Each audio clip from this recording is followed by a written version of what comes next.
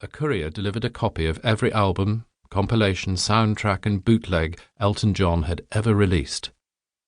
I still look forward to listening to many of them. First of all, we were mates. Kiki and Davy lived in LA and usually stayed with me and my partner Jenny when they were in England, while Elton lived in Windsor and often dropped in when he was in town. So for a couple of years we all just hung out, playing games, listening to music, watching TV, going to shows in the West End, concerts at Wembley and football matches at Watford, laughing, playing, and partying, just like ordinary people. Well, almost. Elton knew my work. He had heard The War of the Worlds, although it hadn't yet been released. I'd also written lyrics for 3 songs he had produced for Kiki, including Amoureuse. So when he suddenly played me the tune of Shine On Through and asked me to write a lyric, it didn't seem strange at all. But it changed my life forever. Over the next 5 years, Elton would become my closest collaborator and one of my dearest friends. As a lyricist, I choose my words very carefully. So you can believe me when I say that Elton is the most talented, charismatic, generous, and funny person I have ever known, and I am fiercely proud of him. I'm proud of him for his beautiful music, for his ability to move an audience, for his honesty in coming out when he did, and for the incredible work he's done in raising funds for and awareness of people afflicted by AIDS. I'm proud of him because more than any person I've ever met, Elton John has made a difference.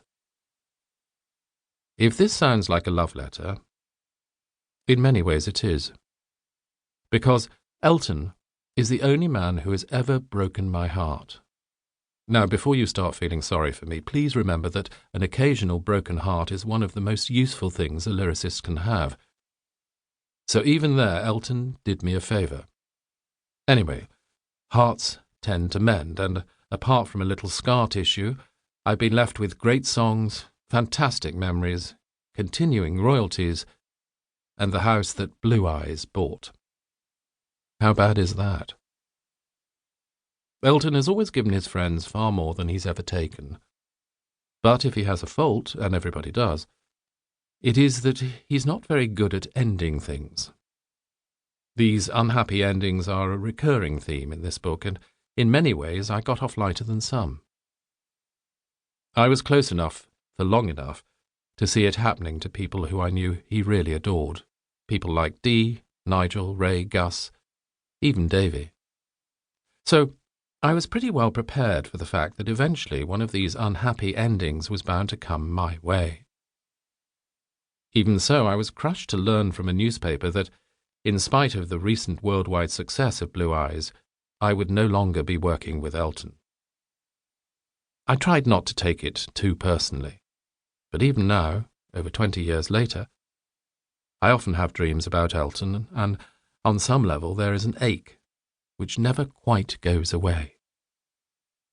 It is a tribute to Elton that he inspires ferocious loyalty.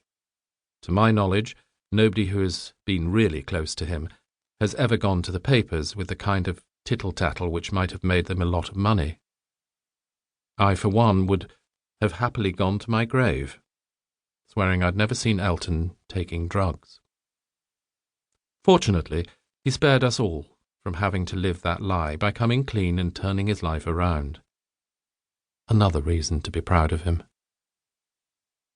Elton has been Elton John for far longer than he was ever Reg Dwight, so he's become rather good at it.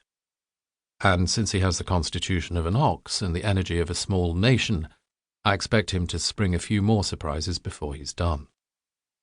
To me, the biggest surprise so far is that he's managed to withstand decades of power, pressure and pampering without going quite insane. I'm damn sure that I would have gone completely bonkers by now.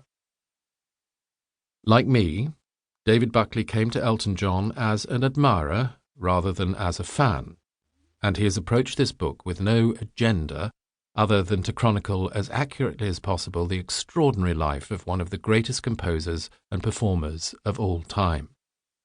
As a force in the history of British entertainment, Elton can only